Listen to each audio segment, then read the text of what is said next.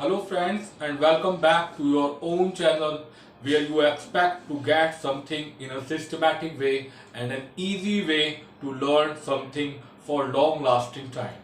Yeah, guys, आज का जो हमारा सेशन है वो नाउन वर्सेस प्रोनाउन का है। नाउन और प्रोनाउन के बारे में आज हम अध्ययन करेंगे। Just a basic concept, okay, from starting the basic concept. या आगे तो बहुत कुछ है इसमें, आगे भी आपको प्रोवाइड करवाएंगे हम अपने सेशन, अपने वीडियो, लेकिन आज फर्स्ट हम बेसिक स्टार्ट करते हैं। देखिए, नाउन एक ऐसा वर्ड है या आप कह लीजिए कि ये एक ऐसा टॉपिक है जो आपने जब से पढ़ाई करना स्टार्ट किया है तब से स्टार्ट है, मतलब तब से आपके साथ में है और कंपटीशन तक नाउन आता है। तो नाउन इंपॉर्टेंट है, इसमें कोई कहने की बात नहीं है। अब मैं आपसे पूछूं कि नाउन की डेफिनेशन क्या होती है, तो बहुत से स्टूडेंट इजी वे में जानते हैं कि किसी भी व्यक्ति, वस्तु या स्थान के नाम को संज्ञा कहते हैं। तीन वर्ड आए हैं, कौन कौन से, ध्यान से देखिए, पर्सन, प्लेस और थिंग। ठीक है, पर्सन हो गया, व्यक्ति, प्लेस हो गया, स्थान, और तीसरा वर्ड हो गया थिंग। ये तीन शब्द आते हैं और इन जो तीन शब्द हैं, इन तीनों के नाम को, यानी इन तीनों का जो नेम होता है, इन तीनों के जो नाम होते हैं उसको हम कहते हैं। तो क्या डेफिनेशन हो गई, नाउन इज द नेम, यहां पर लगा देंगे noun is the name of a person, place और थिंग।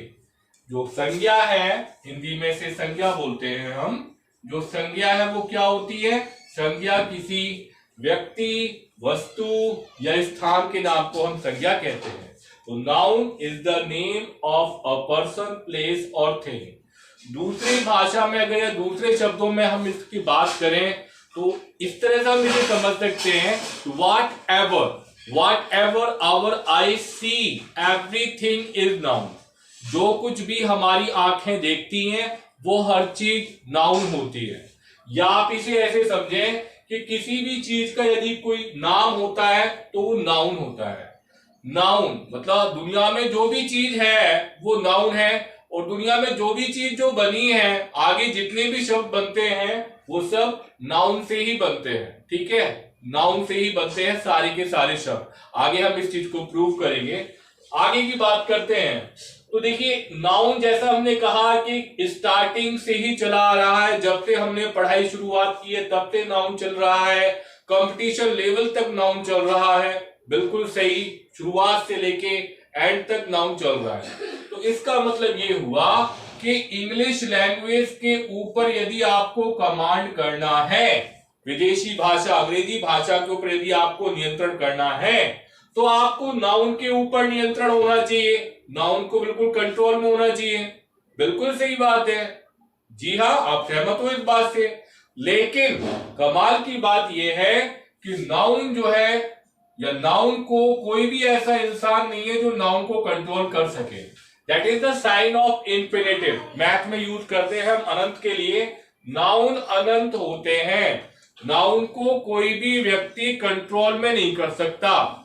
अचरज की बात है, बड़ी अजीब बात है, लेकिन बिल्कुल सही बात है। हम आपको साबित करते हैं, देखिए कैसे। मान लीजिए कि सभी स्टूडेंट या सभी लोग ये जानते हैं कि FISH फिश का मतलब मछली होता है, हर कोई ये जानता है।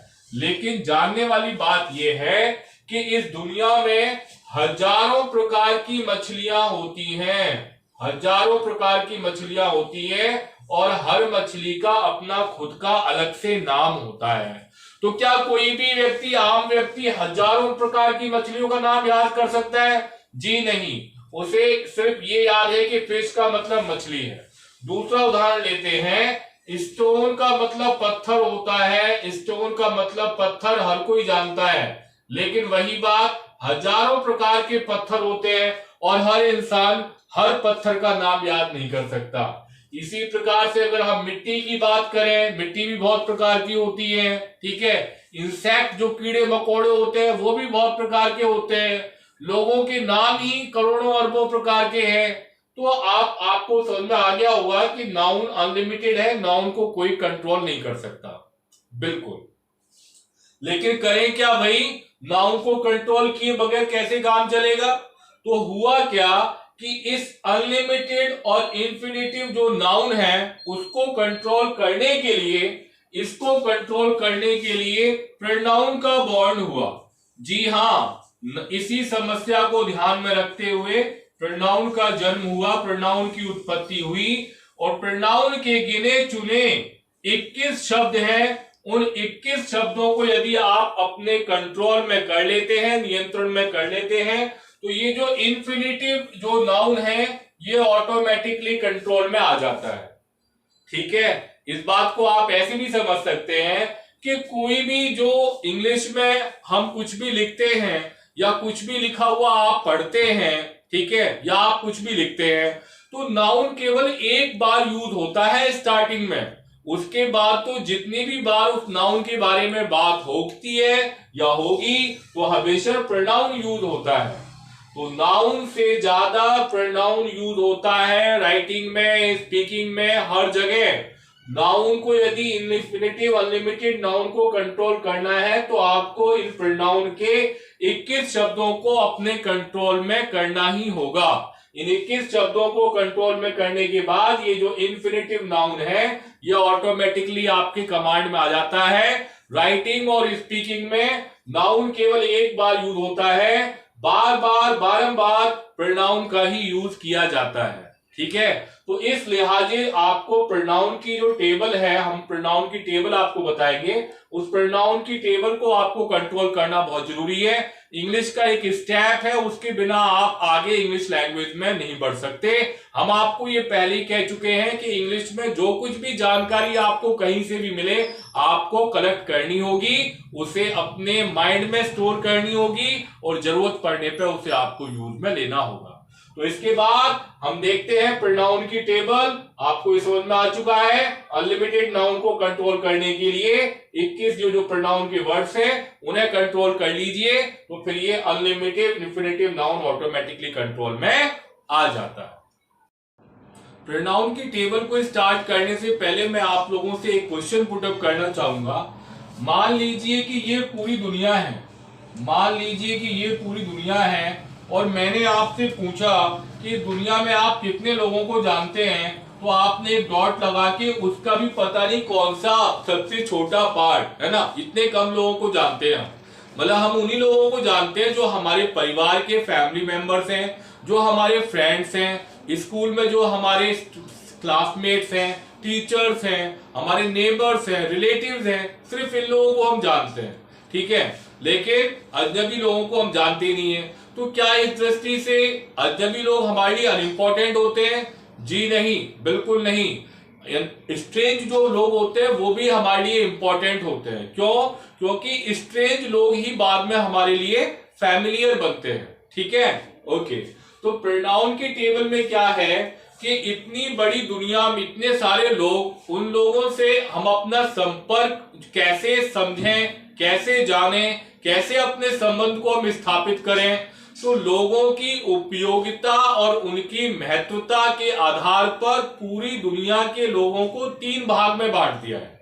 मैं फिर से रिपीट करता हूं, लोगों की उपयोगिता और उनकी महत्वता के आधार पर पूरी दुनिया को 3 ग्रुप में डिवाइड कर दिया है। ठीक है, उनकी इंपॉर्टेंस और उनकी यूजफुलनेस के अकॉर्डिंग। कैसे कैसे? जैसे फर्स्ट ग्रुप में हम लेंगे फर्स्ट पर्सन, यानी कि पहला व्यक्ति। तो पहला व्यक्ति हमारे लिए ज्यादा इंपॉर्टेंट है। उसके बाद में हम लेंगे सेकंड पर्सन, यानी कि दूसरा व्यक्ति, वो कम इंपॉर्टेंट हो गया। और लास्ट में लेंगे हम थर्ड पर्सन, यानी कि तीसरा व्यक्ति, ये उससे भी कम हो गया। तो ये तो हमने क्या है कि लोगों को उनकी उपयोगिता और उनकी महत्वता के आधार पर 3 भागों में बांट दिया। अब अध्ययन के अकॉर्डिंग, स्टडी के अकॉर्डिंग हमने 3 पार्ट और किए हैं। वो कौन कौन से हैं? एक तो हो गया सब्जेक्ट, स्टार्टिंग में हो गया सब्जेक्ट, दूसरा हो गया ऑब्जेक्ट और तीसरा हो गया possession. Possession POSSESSION, possession means अधिकार। ठीक है, तो फर्स्ट पर्सन में हम 2 वर्ड लेते हैं आई और वी। आई और वी, सेकंड पर्सन में एक ही वर्ड आता है यू, और थर्ड पर्सन में 4 वर्ड आते हैं ही, शी, इट और दे। ही, शी, इट और दे, ये 4 वर्ड आते हैं थर्ड पर्सन में। आई का ऑब्जेक्ट हो जाता है मी, आई का ऑब्जेक्ट मी, और पोजेशन वर्ड हो जाएगा माय। वी का ऑब्जेक्ट अस हो जाता है और पोजेशन वर्ड हो जाता है आवर। यू का ऑब्जेक्ट यू ही रहता है और पोजेशन हो जाता है your, not your, it's your. He का ऑब्जेक्ट हिम हो जाता है और पोजेशन हो जाता है हिज, HIS, हिज। शी का ऑब्जेक्ट हर ही रहता है और पोजेशन भी हर होता है। इट का ऑब्जेक्ट इट ही रहता है और पोजेशन इट्स हो जाता है। दे का ऑब्जेक्ट दैम होता है, THEM, और पोजेशन हो जाता है देयर, THEIR। देयर 2 होते हैं, THERE और THEIR। तो इंग्लिश में स्टूडेंट्स को ये समझना होगा कि उनको इतनी कमांड होनी चाहिए कि वो कोई स्पीकिंग या डिक्टेशन दे रहा हो तो वो देयर कौन सा यूज किया है वो इजीली गेट कर सकें उनके मीन के अकॉर्डिंग। Okay, come back. ये है ग्रुप प्रोनाउन की टेबल का।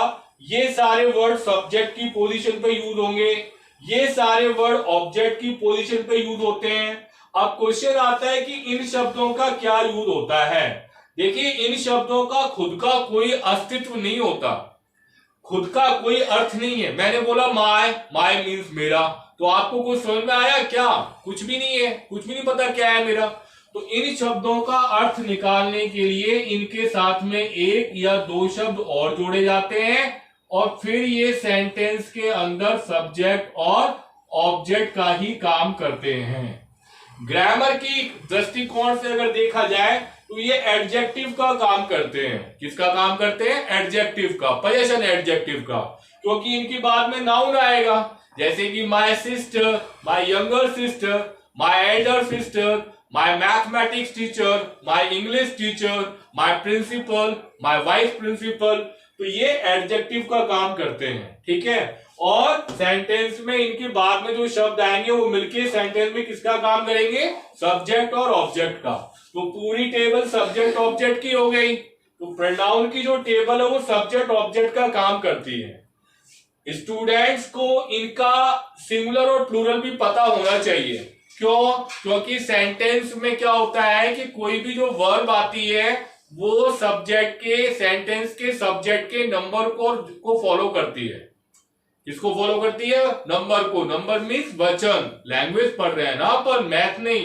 मैथ में तो नंबर मैंने संख्या होता है, लेकिन यहां नंबर सिंगुलर नंबर और प्लूरल नंबर। इंग्लिश में 2 ही वचन होते हैं, सिंगुलर और प्लूरल। एक है तो सिंगुलर और अगर 2 हो गए तो प्लूरल। उसके बाद में चाहे लाखों करोड़ों कितने ही हो, प्लूरल में ही काउंट होते हैं। तो देखिए कितने टोटल वर्ड्स हैं ये? 2 और 1 3 और 4 7, टोटल 7 वर्ड्स हैं। इन 7 वर्ड्स में से 3 सिंगुलर है, 3 प्लूरल है और एक ऐसा है जो डबल रोल प्ले करता है। ध्यान से देखिए, ही, शी, इट, ये तीनों के तीनों सिंगुलर हैं, ये तीनों सिंगुलर हैं।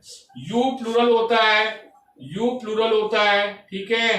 दे प्लूरल हो गया, दे प्लूरल हो गया, वी प्लूरल हो गया, और आई जो होता है वो डबल रोल करता है। प्रेजेंट में आई प्लूरल होता है और पास्ट में सिंगुलर होता है, पास्ट में सिंगुलर होता है, प्रेजेंट में प्लूरल होता है। ही, शी, इट, इन 3 शब्दों के अंदर पूरी दुनिया सिमट के आ गई। कैसे? दुनिया में केवल 3 ही चीज है, एक्चुअल में दुनिया में केवल 2 चीज है, लिविंग और नॉन लिविंग, लिविंग और नॉन लिविंग, सजीव और निर्जीव। तो ही, शी, इट के अंदर दोनों तीनों चीजें आ गई। भाई अगर आपको किसी भी, ये तो आदमी लड़कों के लिए, लड़की औरतों के लिए, अगर आपको जानवरों का मेल पता है, जेंडर पता है, तो आप ही, शी यूज कर सकते हैं। और एक निर्जीव वस्तु के लिए यूज हो गया। तो ध्यान दीजिएगा, इन तीनों शब्दों के अंदर पूरी दुनिया सिमट के आ गई। और पूरी दुनिया में अगर किसी भी चीज का प्लूरल होता है तो वो दे के ग्रुप में जाता है। सेंटेंस में यदि आप बहुत सारी लड़कियों की बात कर रहे हैं, एक बार तो आप गर्ल्स यूज कर लेंगे, लेकिन बाद में क्या यूज करना पड़ेगा आपको? प्रोनाउन के रूप में दे। बॉयज यूज कर लिया, कुछ भी चीज है, फोन बहुत सारे हैं, कुर्सियां बहुत सारी, कुछ भी प्लूरल है तो आप दे का यूज करेंगे। इस टेबल को हर स्टूडेंट को रटना पड़ेगा जो भी इंग्लिश लैंग्वेज के ऊपर कमांड करना चाहता है, क्योंकि active, passive, direct, indirect, common errors और बहुत से टॉपिक्स हैं जिनमें इस टेबल का यूज किया जाता है। It's a basic concept. इसकी हिंदी आप लोगों को आनी चाहिए। जिसको भी इसके बारे में आगे की स्टडी और चाहिए तो हमारा इंग्लिश का बेसिक इंट्रो ऑफ इंग्लिश के नाम से वीडियो है, हेमंत राघव चैनल है हमारा, उसे आप सब्सक्राइब बिल्कुल ना करें, क्योंकि सब्सक्राइब कर लिया आप लोगों ने तो फिर आप लोगों को हमारे चैनल के अलावा और कोई चैनल आप देख नहीं पाएंगे।